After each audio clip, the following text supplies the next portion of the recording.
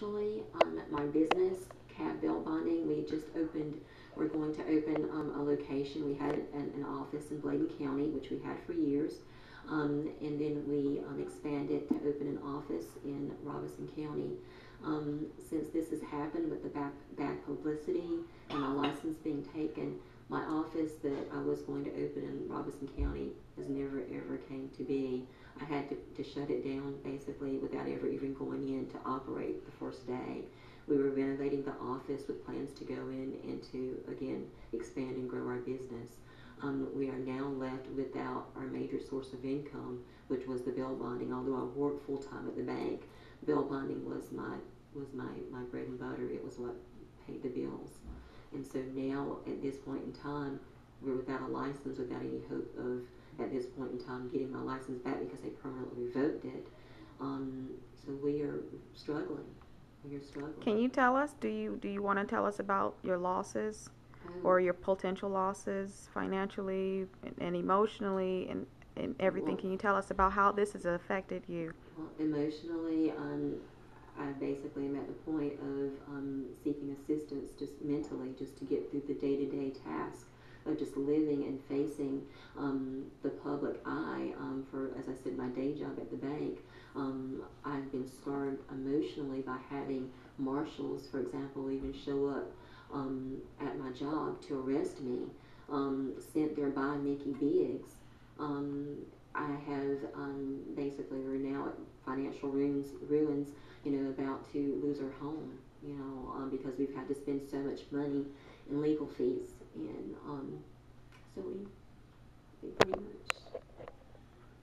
It is basically taking your life away from you. Do you feel that your life? Yes, life as we knew it, and for my son, who was just starting his life, at 23 years old.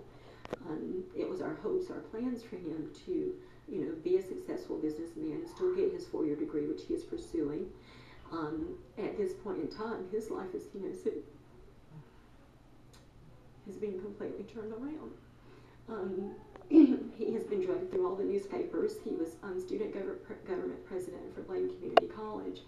At the time that a lot of this happened, he had to give the commencement speech the preceding week, and he had to go in and speak with officers at the school to be able to plead his case and tell him that, look, this is out in the newspapers, and is this going to affect me being able to give my commencement speech, me being student government president. He actually has had to he's had to struggle as well, trying to help the family and do without. Life as he knows it has completely changed as well. Did you have anything that you want your son to say?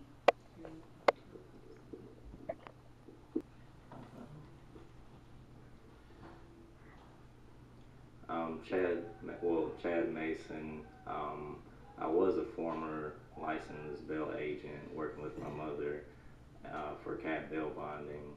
I also was a student government president at my old school in the SGA, and at the time all the events had occurred, I had to also kind of relay my story to them to kind of prove my innocence at the time, because it's not really a good look for the student government president to have charges out and be in the newspaper. So luckily, the people that I knew trusted in me and said, hey, I don't believe everything that's in the newspaper. Matter of fact, my third grade teacher that's on the board of trustees, because at the time I also served as a board of trustees member, an ex officio member, she came to me herself and said, stay strong, sweetie, I don't believe everything that's in the newspaper. And just that meant a lot to me, that people still don't go by what's in the newspapers, and they believe you as a person. Okay. Thank you so much. Just one.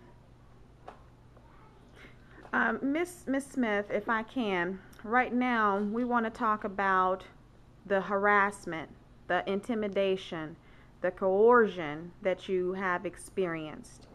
Can you tell us more about those type of things that you experienced with Mickey J. Biggs? Sure.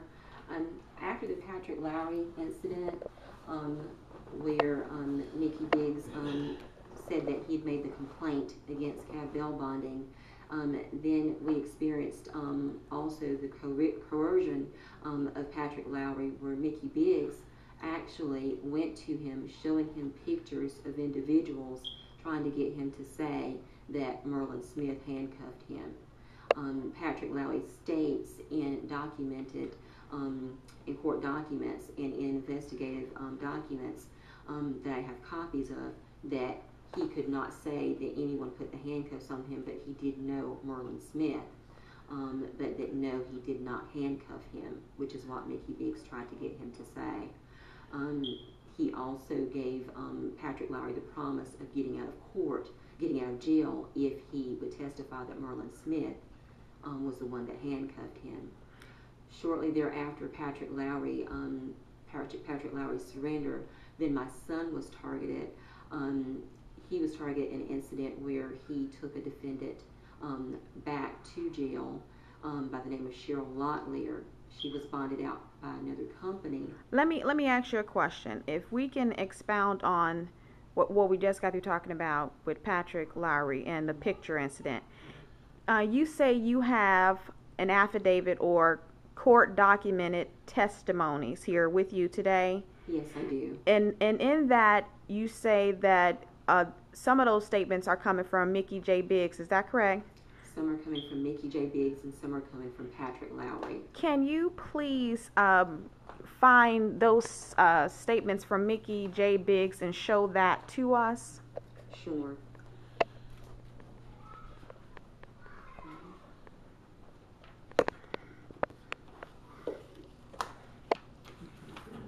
This is docket number 1515 to 1516 on June 21st, 2010, page 110.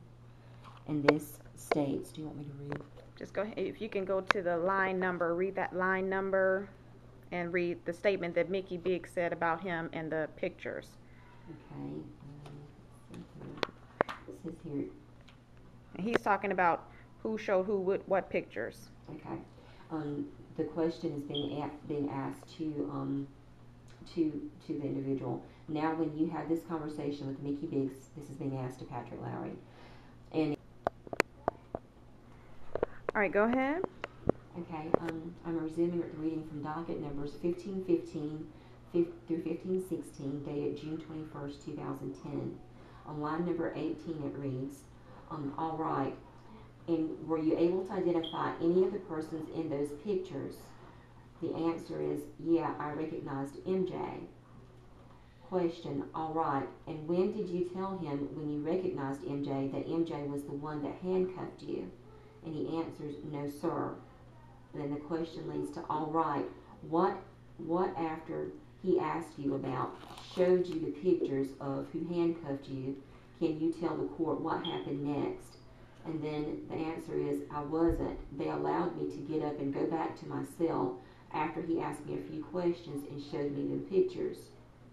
Question, all right, did Mr. Biggs at any time say to you that he would help you if you made a statement?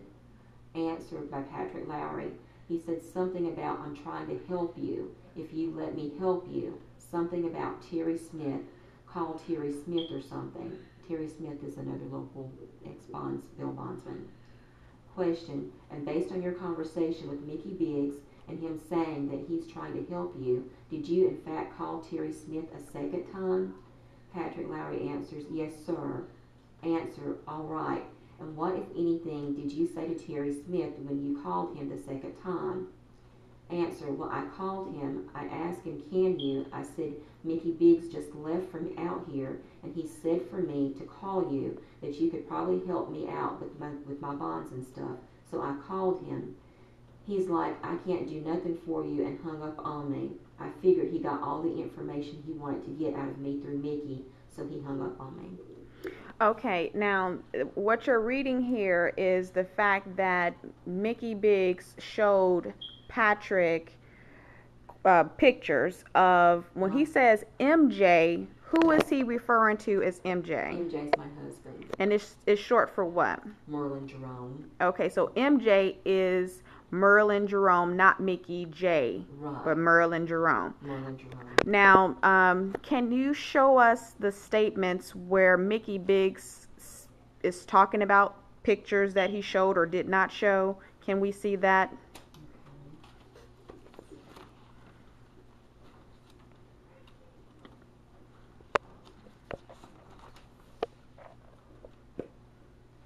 Okay.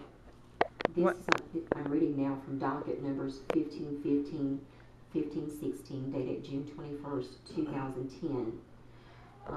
It starts off on line 3. Let's see.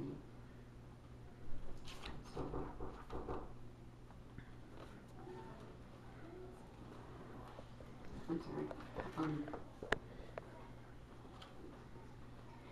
Question.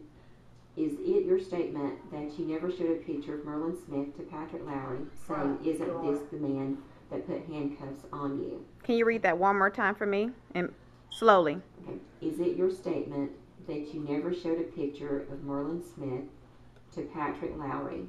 Again, and who is this again? This is who is being asked this question again? Okay, Mickey Biggs, North Carolina Department of Insurance Investigators, being asked this question by an attorney. Okay.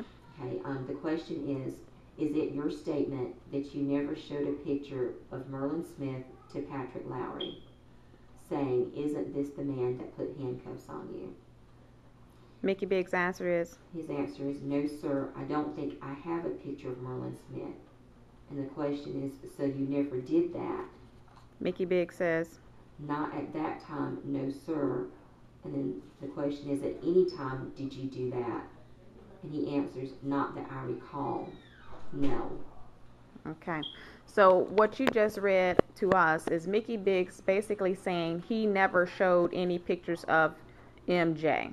Correct. But we also just read the statements from Patrick, which is his court testimony that Mickey Biggs did show him a picture that he recognized was MJ. Correct. Okay. Correct.